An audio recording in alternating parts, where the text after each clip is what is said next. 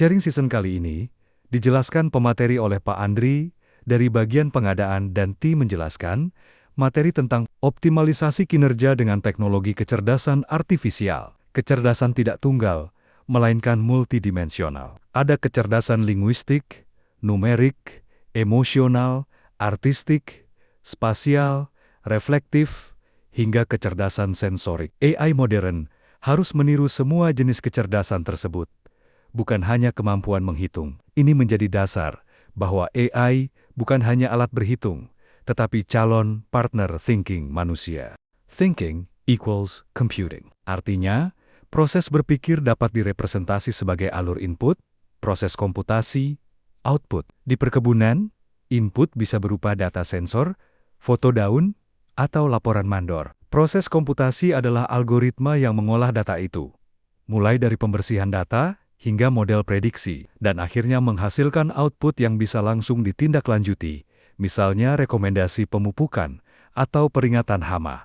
Penting diingat, kekuatan AI ada pada kemampuannya mengolah volume data besar dan menstandarkan rekomendasi. Namun, kita wajib jaga kualitas data, memasang manusia sebagai pengambil keputusan akhir, dan memantau model secara berkala, agar tidak salah. Langkah praktis berikutnya adalah tentukan satu use case yang berdampak langsung, susun data pipeline, dan mulai pilot dengan pendekatan human in the loop.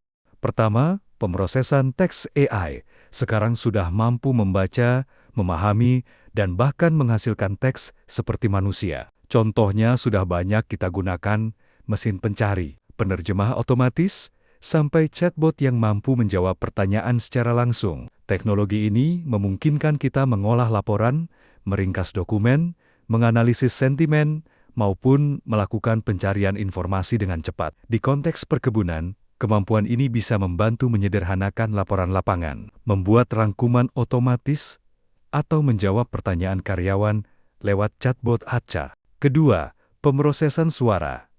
Ini adalah kemampuan AI untuk mendengar dan memahami ucapan manusia. Teknologi seperti speech-to-text dan text-to-speech membuat kita bisa memberi perintah dengan suara atau mendengarkan hasil analisis dalam format suara. Virtual assistant seperti Siri atau Google Assistant adalah contoh paling umum, tapi manfaatnya untuk operasional juga sangat besar. Misalnya, mandor cukup merekam laporan dengan suara, dan sistem otomatis mengubahnya menjadi teks yang terstruktur. Deteksi suara bahkan bisa dipakai untuk biometrik atau navigasi berbasis suara di area lapang. Ketiga, pemrosesan gambar atau computer vision.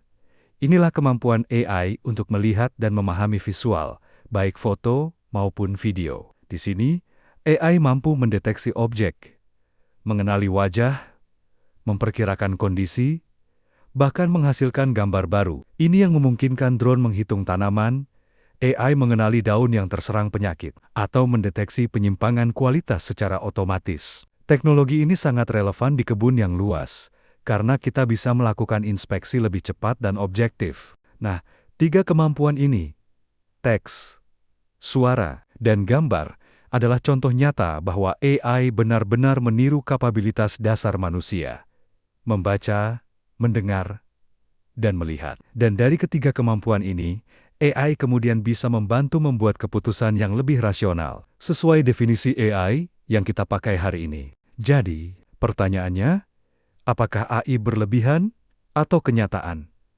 Jawabannya, AI sudah menjadi kenyataan yang bekerja hari ini.